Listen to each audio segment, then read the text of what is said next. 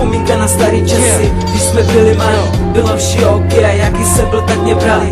Miloval jsem ty chvíle, když jsme byli všichni spolu, nehádali se a byli u jednoho stolu. Jak ubíhal čas, tak se mi dávaly roky, učil jsem se chodit a dělal jsem první kroky. Když jsem řekl slovo, tak byli všichni vyplaskaný, neřeknu slovo a jsem člověk vynechaný.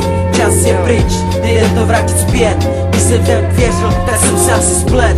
Nedávám vinu lidem, za to může čas, tohle prožil asi každý jeden z vás. Byl milován a teď je asi jeden z nás. Kdybych mohl, tak prohodím slova s časem, chtěl bych vrátit svět, jo svět, a to jedním hlasem. Chtěl bych se vrátit zpět a opravit si ty chyby, co jsem v životě udělal a co jsem vůbec neměl, neměl jsem nic. To lehký a už vůbec nemám, chodím po ulicích a sám sebe hledám. Pořád nemůžu věřit, jak ten čas letí, byli jsme rodina a jako smytí. Nic mi jenom pár a skoro jenom děti. Pořád nemůžu věřit, že mi je 17. Kdybych mohl, tak bych chtěl vrátit čas. Chtěl bych se vrátit do svých dětských starých časů.